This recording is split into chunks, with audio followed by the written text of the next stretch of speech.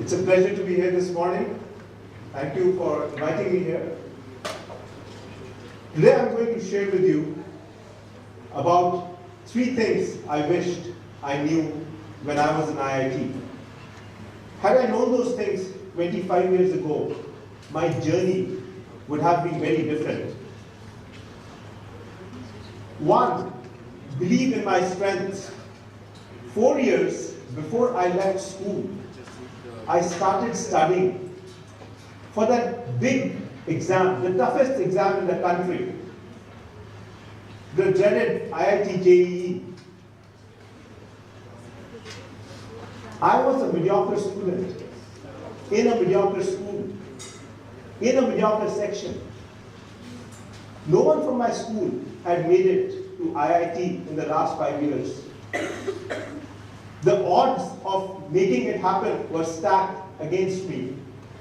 It was very unlikely that I would make it. So you can imagine, when I got accepted, what I would be going through. I was on the top of the world. I was the top of the town. Aunties were talking about me. So were the uncles. The little children on the street were talking about me. My family had attained some immense bragging rights. And I didn't mind all the attention. Then one day, I overheard an auntie say, that quite shy boy, he made it to IIT. I didn't realize he was so smart. Boy, me, shy, introvert. I had been hit by a bullet. I was aghast. I didn't know how to respond. Gradually, as I came out of the shock, I realized and came to the conclusion that I was. And things had to change. I had another mountain to climb. I wanted to become an extrovert. Being an introvert kept me away from the world and the world from me. I started on my journey to become an extrovert. I would go out on the street and talk to strangers. I would speak to friends I had never spoken before. And my journey had truly begun. 21 years later, I was hit by a rocket. Scientists started contemplating whether being an introvert was truly a bad thing. They discovered introverts had several amazing skills, and some of them even better than those of extroverts. They figured introverts were better analyzers, better thinkers. Not just that, they were even better leaders.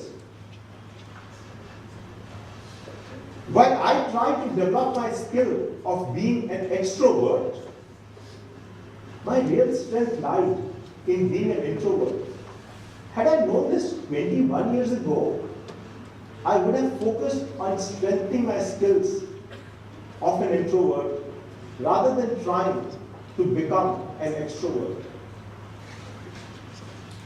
By thinking of introversion all the time, I had made that my weakness. I had become my own enemy. I'm sure each one of you in this room have your own unique strengths and weaknesses. Some of you may have been fortunate enough to have discovered it, while others not. For those of you who have discovered it, do not try to overcome your weaknesses. Instead, believe in your strengths and focus on strengthening them. If you do not believe in your strengths, how do you expect others to? And this leads me to my second one. Learning the rules of a network. All of us operate in multiple networks. There's a family network, there's the school friends network, there's the college network. There's, of course, the guitar class network, the football network. What else? Wow, I forgot. How about the one on Facebook? No, it's not just Facebook, it's also Twitter. It's also Skype. What is it called? The social network. Right? And as we work through these networks, each one of them expect us to behave differently. Some of these networks come into our being the time we are born, like our family. Others we join and leave during the course of our lifetime. Each of these networks require us to adapt to their rules, and we need to have different skills to be successful in that. The rules and the successes in each network is very different. As Darwin said, let's look at what Darwin said. He said, it is not the strongest of species which survives, nor is it the most intelligent. It is actually the ones most responsive to change that actually survive. I wish I had known this much earlier, and I would have acted very differently. While still at IIT, I became a freelance software developer at the age of 21. I came from a family of professionals. Everyone in my family was either an engineer or an MBA or another professional. Entrepreneur was the last thing in the world as far as my family was concerned. However, 2 years later, I happened to start a company and became an entrepreneur.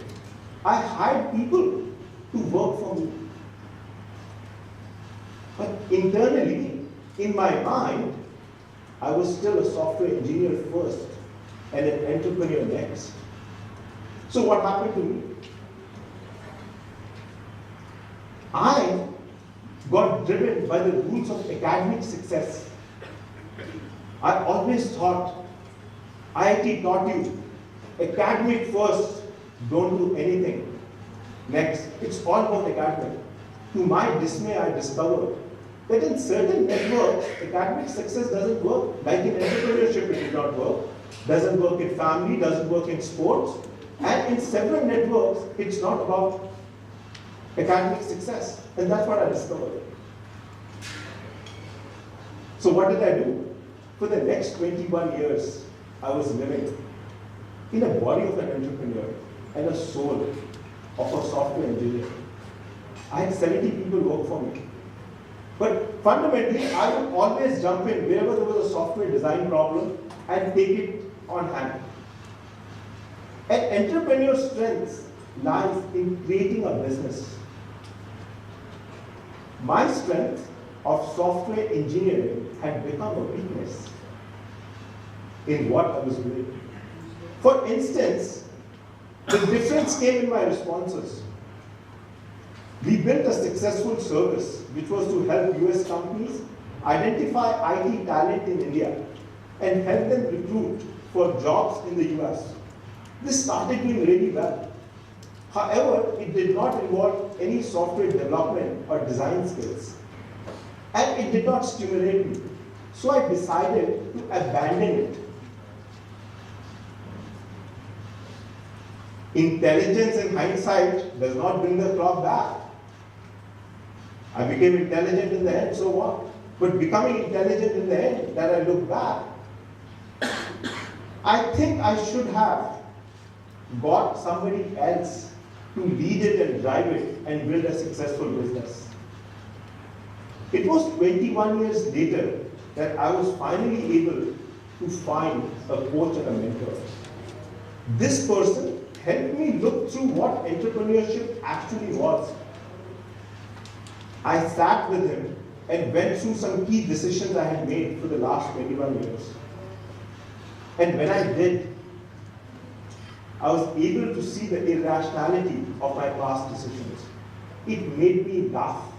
It made me cry. At that time, I realized what entrepreneurship actually was.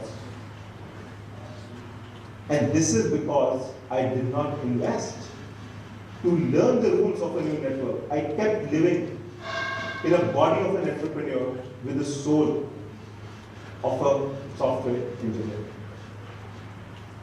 So friends, whenever you enter a new network, make sure you know its rules. And not just that, something else as well. Remember to unlearn the rules of the old network. You don't want the engineering skills interfering with the entrepreneurial ones. And this leads me to my third point. Learning to admit fault. If any of you think that you don't admit faults, wait. I am the speaker here today. I was the past master. I would never, ever admit faults. Admitting mistakes was not my forte. I was always Mr. Right. I could never, ever be wrong. Right? Until recently, I'm going to share with you a small story. About a year, in our company, we have an organization meeting every quarter, which the whole company attends. About a year ago, just as one of the company meetings with about 50 people ended, we were waiting for the snacks to open up, and we were really looking forward to the nice snacks. I happened to ask if anyone had a question, and I was in for a surprise. One person got up and said, "Why do you have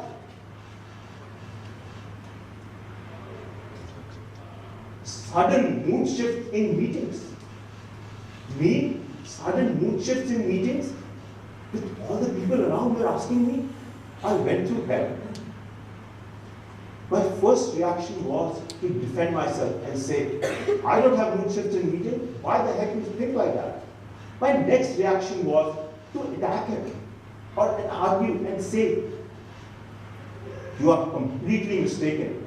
How dare you ask me this question? And that too in front of everyone? A different instinct prevailed that day, and I did not say any of these two things. Instead, I said, that's a great question. I admit I have these faults, and I'm looking to improve myself. Can you please help me with it? It took a huge amount of courage to get those words out. It wasn't easy. But that also signaled a big change. I was ready to accept my mistake and change. Once done, I was on to a new journey, a much better journey in life. But admitting fault, my friends, takes a huge amount of courage. It's not easy. Once done, it is going to take you to a new journey. So it's important to admit faults. Take life as a journey, admit your faults, and move on.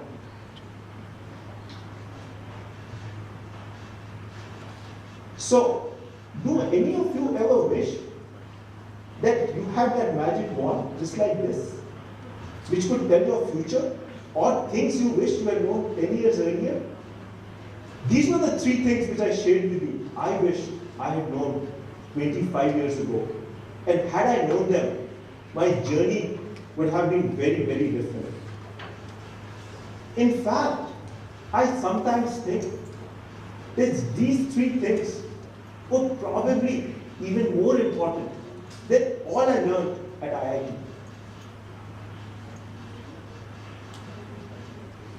One, believe in yourself. Remember to back yourself. You can choose to be either your own friend or your enemy. You yourself are your biggest strength. It's your choice which you make every day, every minute of the day.